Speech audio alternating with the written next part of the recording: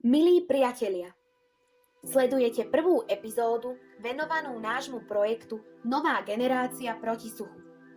Jeho hlavnou myšlienkou je upozorniť na negatívne zmeny v hydrologickom cykle, spôsobené nerozumnými zásahmi človeka do krajiny v minulosti aj v súčasnosti. A taktiež navrhnúť kompetentným opatrenia, ktoré by prispeli aspoň k čiastočnej naprave súčasného stavu, prípadne zabránili chybám v budúcnosti. Jedná sa o Erasmovský projekt financovaný z norských fondov a okrem Púchovského gymnázia na ňom participuje gymnázium z Českého Náchoda, organizácia Živá voda a autorka projektu Šárka Vávrová zo vzdelávacieho a kultúrneho centra v Broumove. Minulý školský rok sa náš tím zúčastnil školenia v Broumovskom kláštore, na ktorom sme sa zoznámili s cieľmi a aktivitami živej vody a základmi programu QGIS a aplikácie QIFIL, ktoré pomáhajú mapovať a zaznamenávať hydrologické pomery v krajine.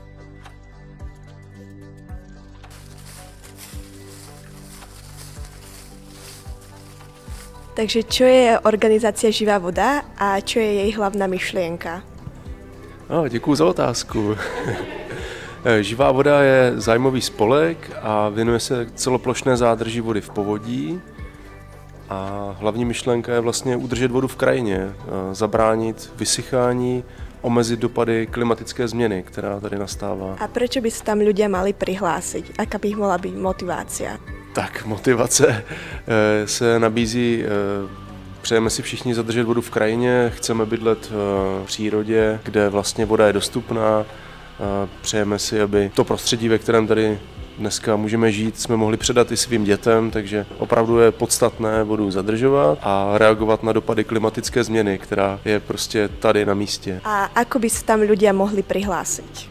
Alebo školy? Fungujeme vlastně tak, že vízíme vlastně spolupráci při mapování v krajině a hledáme vlastně dobrovolníky na mapování v krajině, případně na komunikaci pak s veřejností. Vlastně Živá voda organizuje školení pro zájmy pro lidi, kteří by měli zájem se přidat. Nazýváme to takzvané školení lokálních koordinátorů. V rámci intenzivního výcviku se tam vlastně pokoušíme předat veškeré know-how, které máme a podle kterého vlastně potom je možné krajinu konturovat, pokusit se vlastně vymýšlet opatření, které pomôžu vodu zadržet v krajině, navrátit ji zpátky. Takže netýka sa to len českého územia, týka sa to aj okolia. To není otázka na mě, protože já vlastně jsem taky jako lokální koordinátor, takže to byla spíš otázka na nějaké členy opravdu výš postavené v rámci té organizace. Jedno, jestli to děláme tady v České republice, na Slovensku, v Polsku nebo kdekoliv jinde na světě. Je to přístup, jakým je možné zadržet vodu v krajině a je aplikovatelný kdekoliv. Ďakujeme. Ďakujem. Zatiaľ, čo prvý deň bol skôr venovaný formálnej stránke projektu s profesionálnym kameramanom Tomášom Baláškom, druhý deň sme sa s Janom Oprchalom zo Živej vody vybrali na prieskum terénu v Púchove a jeho blízkom okolí. Počas 11-kilometrovej vychádzky nás Jan upozorňoval na miesta, ktoré boli necitlivým zásahom človeka poznačené a vysvetlil nám, aké opatrenia by mohli viesť k zlepšeniu súčasného stavu. Prešli sme popri Váhu, jeho sútoku s bielou vodou, naše kroky viedli na Lachovec, prešli sme staršími aj novými sídliskami.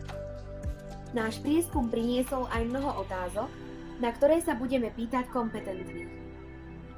Dohodli sme si ďalší postup a termín ďalšej schôdzky. V rámci toho istého projektu 4.11. absolvovala trieda 3B sériu aktivít zameraných na environmentálnu výchovu, klimatické zmeny, dôsledky globálneho otepľovania, ale aj na výchovu k spolupráci a tímovosti. Lektorkami boli pani učiteľka Balalová a pani Miluška Hazuchová, spoluautorka pracovných listov, ktoré vznikli v rámci tohto projektu. V ďalších epizódach vás budeme postupne informovať o pokračovaní projektu Nová generácia proti suchu na gymnáziu v Púchove.